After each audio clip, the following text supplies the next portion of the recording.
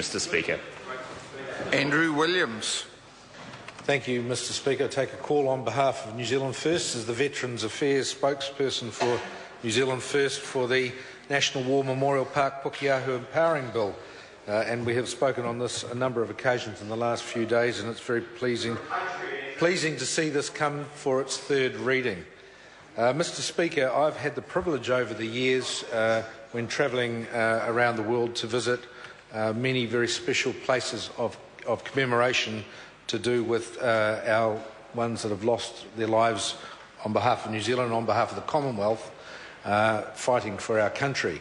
I can recall a few years ago being in Flanders in Belgium and going to the Tyncott Cemetery where so many New Zealanders are buried and where the silver fern is on so many white headstones, and where it's a special place and where the quietness, the solitude and the peace is something that really is quite an amazing experience to be there.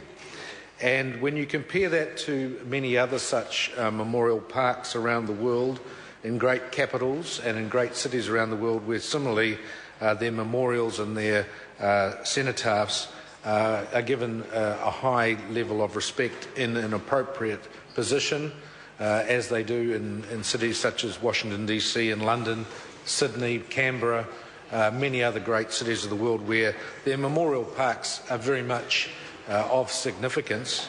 And just recently we were in Melbourne, and most impressed with the cenotaph in Melbourne and the wonderful large tomb there that you go into in Melbourne, and the peace and serenity of the whole place was magnificent. And so here in Wellington, our capital city, it is somewhat unfortunate that our National War Memorial, our National Cenotaph, the National Carillon and the Tomb of the Unknown Soldier have a major State Highway 1 marching right across the face of it with busy traffic noise, and which is not conducive to what should be a very respected place for our nation.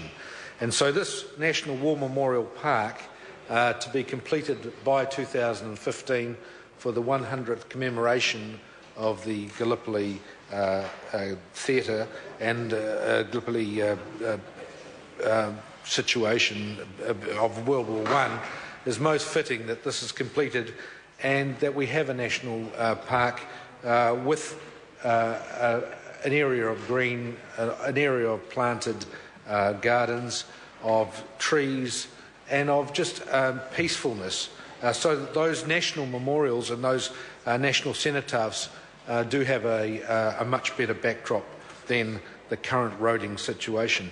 And it's very pleasing, Mr. Speaker, that the Australian Government is recognising the significance as well, alongside us as our Anzac friends, and providing $5 million towards it to include an Australian memorial within the park to mark that significance between Australia and New Zealand of how many Australian and New Zealand soldiers lost their lives at Gallipoli and in many other theatres of war.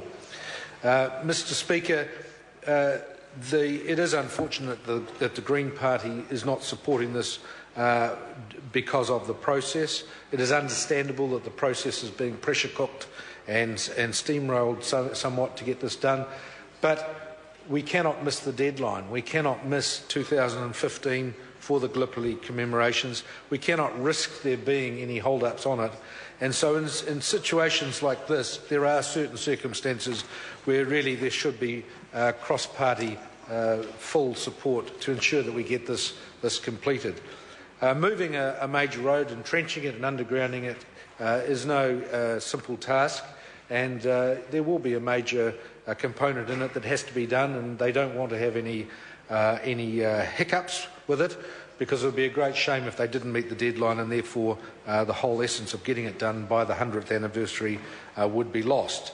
So in that respect, New Zealand First does support this. We will give it all our support, and we will ensure that we lend whatever support we can to the government and to all the other parties, to the Wellington City Council, to the RSA and the Veterans Affairs, to ensure that this can be expedited in the fastest manner possible, so that we will all be very proud as New Zealanders in 2015 to have a very fitting park of national standards. But at the same time, Mr. Speaker, as I mentioned in the House yesterday, we cannot just be reliant on marking the 100th year of Gallipoli, of marking the recognition of those who have fallen on behalf of this country, and of marking a significant part of our history of New Zealand, without also recognising that we still have issues around veterans' affairs here today and tomorrow.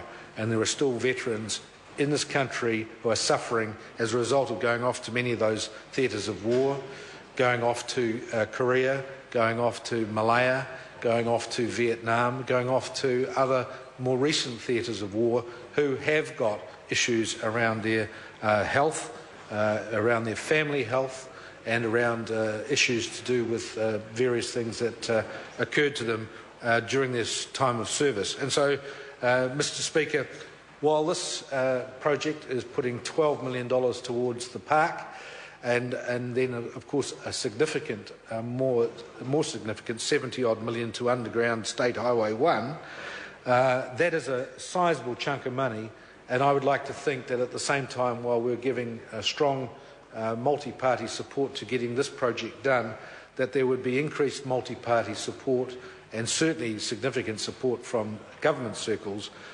to recognise the affairs of veterans who are alive with us today, who need a lot more support than they are currently being afforded. And in that respect, as I mentioned also yesterday, the War Pensions Act review that was carried out 2 years ago by the Law Commission made 170 recommendations for a review of various conditions for our veterans, and New Zealand First would like to see much more progress, much faster progress on that review being enacted. We're continuing to ask the government to move on that. Many of these veterans are becoming very elderly, very sick. Their wives, their families are suffering as well, and their wives and families and those around them are being affected as a result. And we do have a duty of care in this Parliament and this country to ensure that our veterans are also being well taken care of.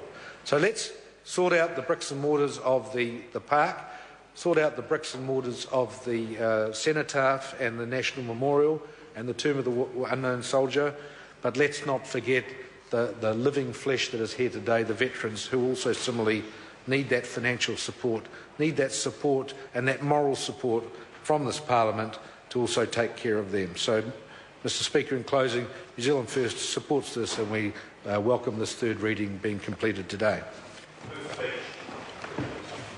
Simon O'Connor. Mr. Speaker, I think the place of memory is incredibly important, and I was struck over the weekend